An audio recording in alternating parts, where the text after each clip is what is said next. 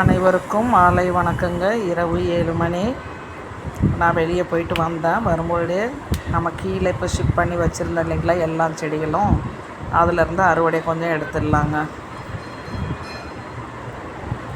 இருட்டில் ஒரு அறுவடை.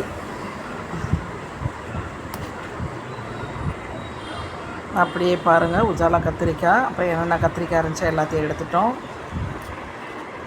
இன்னொரு செடியில் 2 உஜாலா கத்திரிக்காய்.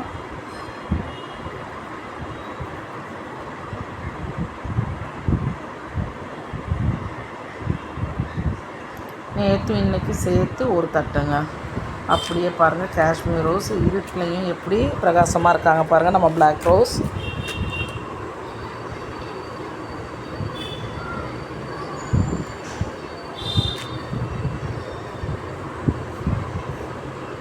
அப்படியே ஒரு ஒயிட் ரோஸ் பூத்துருக்காங்க. என்ன ஒன்று கொஞ்சம் எல்லாத்தையும் நகர்த்தி வைக்கிறவங்க. இது மெரூன் கலர் ரோஸ். மல்லி ரொம்ப நெருக்கமாக இருக்கிறதுனால செடிகளுடைய வளர்ச்சி பாதிக்கும். கொஞ்சம் சரி பண்ணி வைக்கணுங்க. நித்திய மல்லி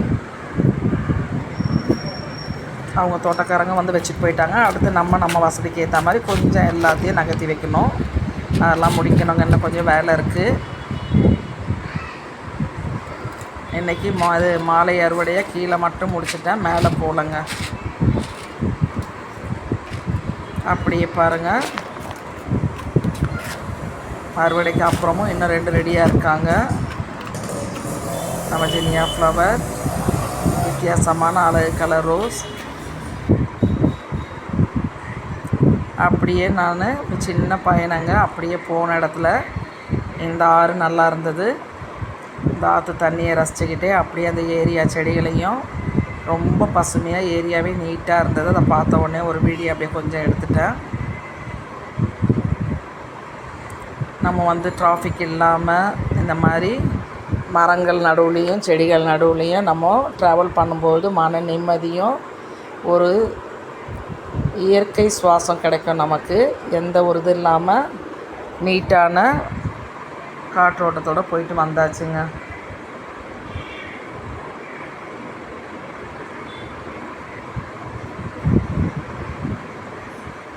கொஞ்சம் சில்னஸான ஒரு கிளைமேட். அந்த கிளைமேட்டுக்கும் நம்மளுடைய மாசு இல்லை கிளைமேட்டுங்க. அப்படியே இந்த வாடாமல்லி பூக்கள் என் பொண்ணு வீட்டில் இருந்தது. பார்க்குறதுக்கு கொஞ்சம் அழகாக இருந்தாங்க. நம்ம வீட்டில் இருந்தாங்க, இப்போ இல்லை. சரின்னு விதைக்காக எடுத்துகிட்டு வந்திருக்காங்க.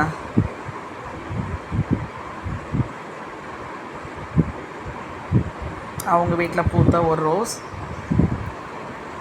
அப்படியே ஜாதி மல்லி பாருங்கள், கொடி மாதிரி பெருசாக போயிட்டாங்க. சரி, அந்த ஜாதி மல்லியும் கொஞ்சம் பறிச்சுட்டு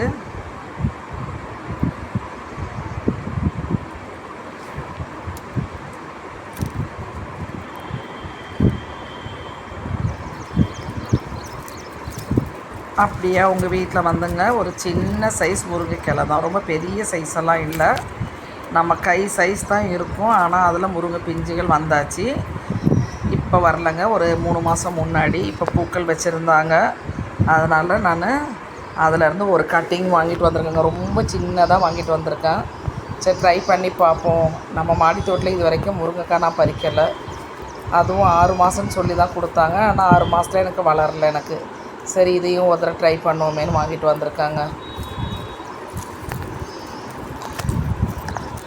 அப்படியே பாருங்கள், கிளைமேட் அங்கேயும் நல்ல சில்னஸ் கிளைமேட். பூவெல்லாம் பறிச்சுட்டு அங்கேருந்தே கிளம்பி வரும்பொழுது தாங்க அந்த வீடியோஸ்லாம் எடுத்துகிட்டு வந்தேன் நான். எப்படி இருக்காங்க பாருங்கள் ஜாதி